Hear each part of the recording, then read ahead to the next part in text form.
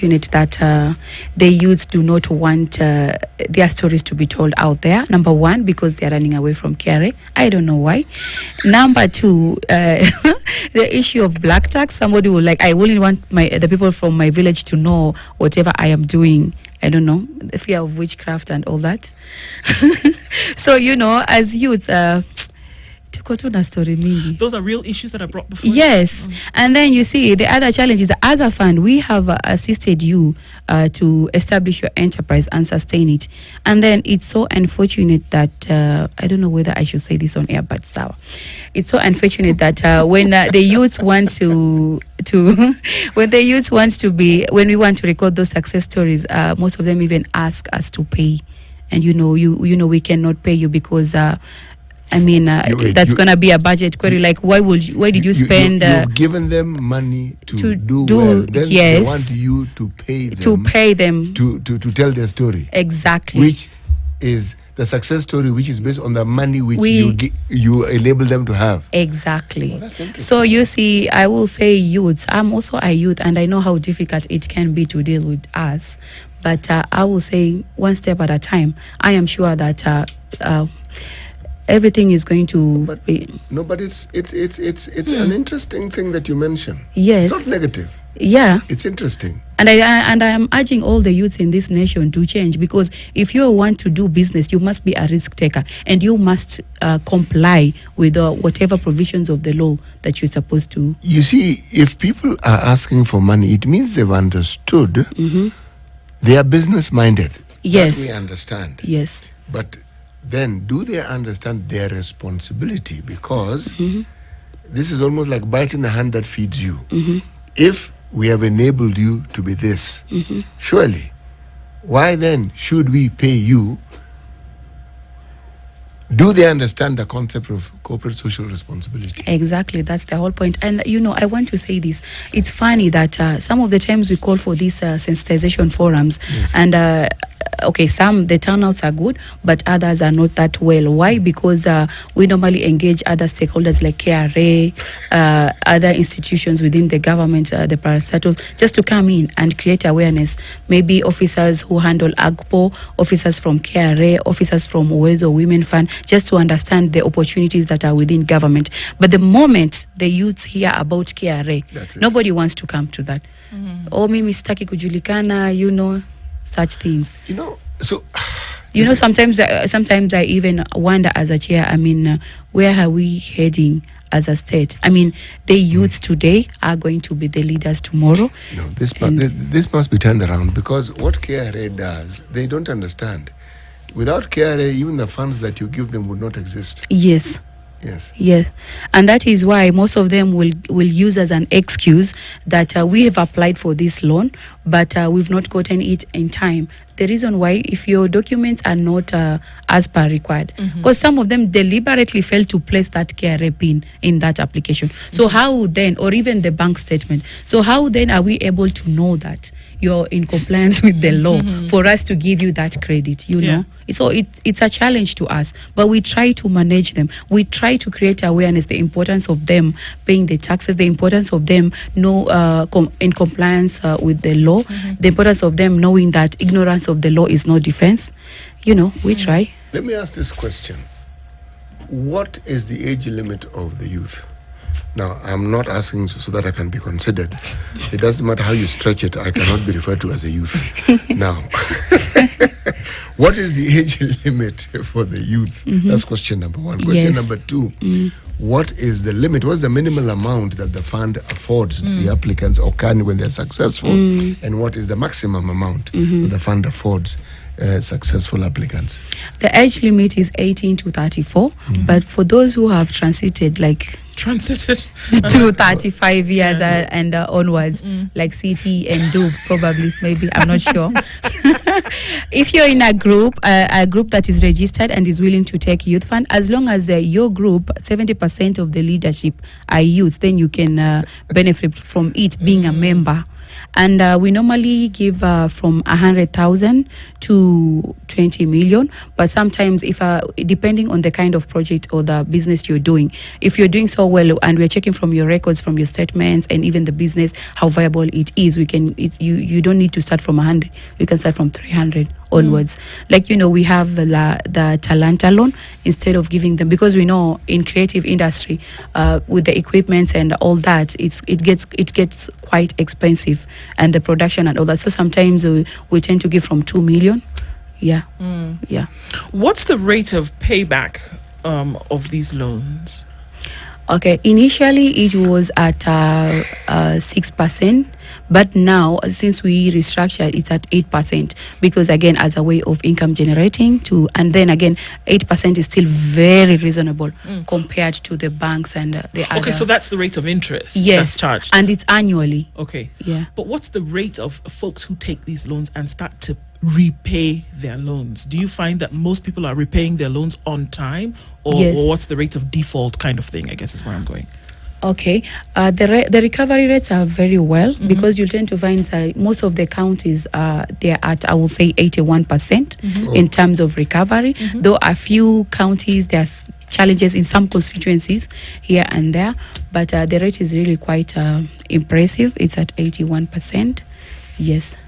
But then that is a good thing. All right. Yeah. That is a very good thing, Yeah. because if you have people who are compliant and they're in the majority, then what it then tells you is that these young people actually understand business. Yeah, like I said, Youth Fund is a gem, and it's benefiting many youths in this country. The only challenge is that we try to improve on the visibility, but I have already explained some of the challenges we have with the youths not coming forth and showing what exactly we do also, because of the reasons I In just some gave. of the areas where you have problems, what is it that the youth tell you their problems, where there's a low uptake of this, the availability of these funds?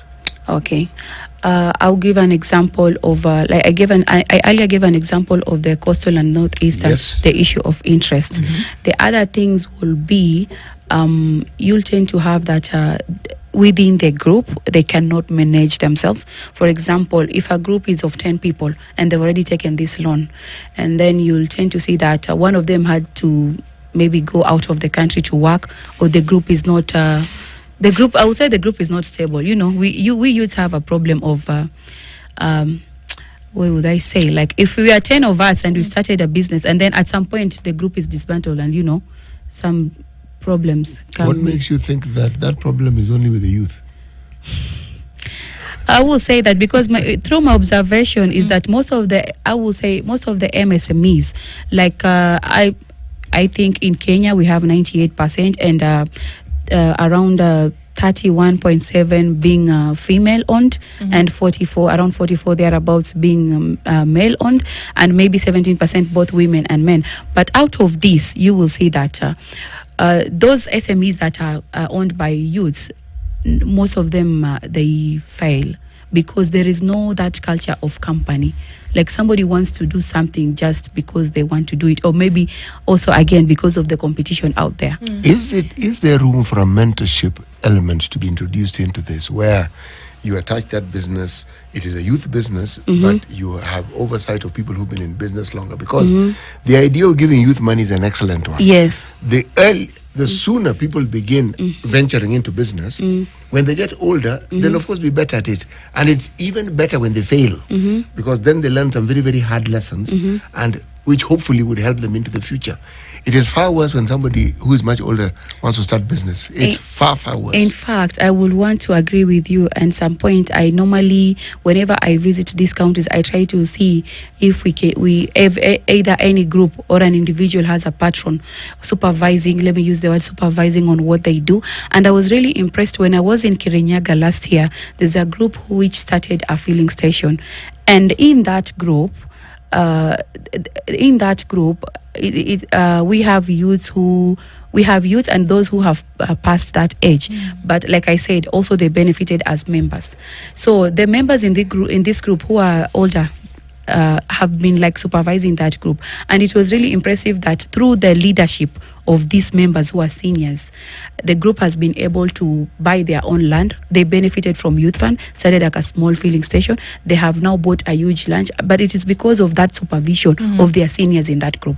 So if we could be having most of the seniors coming and supporting the youths, and I really appreciate in that because our officers, before they engage these youths, it's through the chiefs, mzee wa mtaas, even the church elders, and we give loans to people who are known by the society, and it's even easier for us to reach out to them in terms when we want to do recoveries and we can't find them. So I will urge also the community to at least be supervising whatever their children, the youths in the society are doing.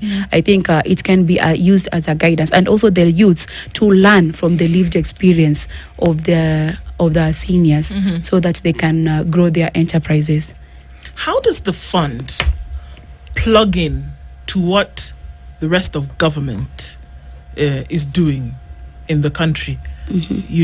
Because when we talk about economic development and looking at a way in which you can develop actually young people for their business, how does this now plug in to that national agenda or that national policy? It is through a creation of employment, because as a fund, like I mentioned, in every 100,000 we give, I believe that's 3 to 4 number of jobs created. So it contributes to the economy of this country through providing that credit facility, and it is through that a number of jobs are being created. Yes. One of the things that I think probably gives you a problem as a youth fund is, yes, you may have people who have an interest in doing business because they've seen what business can do. But they actually don't understand what business really entails. Even when they choose a business, they don't understand that to be able to make this thing successful, there are certain things you must do. Okay? For instance, much as you say they mention the fee of KRA, at the end of every year, there has to be returns. Yes. They are just the structural necessities that a business must have. And a lot of these things require training. That is why earlier on I asked about the training opportunities. Now, there are government institutions that can do that for them. Yes. There are people who can help them understand this. And then even when they start a business and as they grow, there's the element of good governance that is required within businesses. Now, if they're to grow beyond what they think, these are things that they must understand and they must be taught. Yes. Again, let me go back to the question again. When you set these things in motion, what is the success rate? And do you measure the success rate if you do? And what is the failure rate of some of the programs you have in sensitizing and educating the young people? The success rate when we educate, I will say, is at around 73%. Yes. Yeah, and that is why, as a fund, we decided that we must work in synergy with other state corporations that fall within what we do. Like we have had engagements with KIE, we have had engagements with NEA, we have had engagements with the Ministry of MSME, and we have had stakeholders engagements with quite a number of the state corporations, just to ensure that we all come on board and try to create awareness to the youths on what is expected for them to benefit from this government. Yes. Where do you see it going? If we look at future and the things that can actually be created, and you can draw a line and say, look, we've seen a rise in businesses, or we've seen a rise in the establishment of businesses as a result of the funding that young people, like youth, have gotten from this fund. And again, you're looking at 18 to 35, right? And then there's a place where people can come together as a young business. Where do you see it? Where do you see it going in the future in terms of what it can actually do to establish economy building businesses as a result of this 5 billion, however much that's available at one time? Where do you see it going? Okay, I see youth fund to be. I wouldn't want, from where it came from. I see it going to be very stabilized in a manner that it is very more reasonable than it is now for the youth to access credit. I mean, the economy is dynamic, and each time we need to come up with new policies just to keep at par with the changes. And you might want to agree with me, every regime faces its own challenges. Like during the late Mzee Jomo Kenyatta's era, it was all about managing post-independence expectations. During the late Moi, it was all about managing HIV and trying to educate affect the youths. During the late former president Mwai Kibaki's, it was all about unemployment and illegal gangs. And the last president Uhuru Kenyatta, it was still unemployment, drug abuse and all that. And now President Williams Ruto, it's still unemployment and among other things, drug abuse, unemployment and the rest. So I will say that every now and then the economy keeps on changing, things arise, but as every institution, as a fund, we try to ensure that we prepare policies that we know that in the near future or in future are going to make sure that at least they solve some number of the expected changes that are going to take place. Yes. How have you dealt with corruption issues at the fund? Okay. Whether that be historically before your time or now with certain things that may be said. By digitizing our processes, everything right now, from the loan applications, the procurement processes, we have a system for that. So it is very well, it's transparent. And then again, with the introduction of the government's payment methods, that has really dealt with corruption. Yes. One of the things that is always difficult is having a youth conversation. What the youth want. Even as we implement some of these programs, do you have an idea or do you have a process by which you determine or understand what it is that the youth prefer or how they would prefer certain things to be done? CT, the youths are very dynamic. Even when you see, sometimes you tend to know that or believe that you're actually solving a problem for them. But even if you solve that problem, still you have not solved that problem. Like somebody will say, our main issues are to access to maybe IT facilities. But again, when you bring those IT facilities, this is just an example. When you bring those IT facilities, still they will tell you that we also have a problem with some other thing. The whole point here is that you can never solve the issues of, the problems of the youth. And that is why I said life is dynamic, economy is dynamic, and we must try and see we need to balance. Yeah. You see, need to strike a balance. Part of the question I'm asking is answered in your being here. For this reason, you're a youth. Yes. Yes. It is not polite to talk about ladies' age, and I will not talk about your age, but you are youthful. I can see that. I am. Yes. I would probably say I'm 33. You would probably say, okay. Yeah, I am proudly. Okay. I'm proud to say I'm 33. Okay. Yes. So it means, even as I asked the question as a youth, you would understand the problems that bedevil the generation better than I could. Yes. And that is why I'm calling it a spade a spade. Yes. Yeah. For us to look to find solutions, we must accept reality. And that's our reality as youths. We have so many challenges.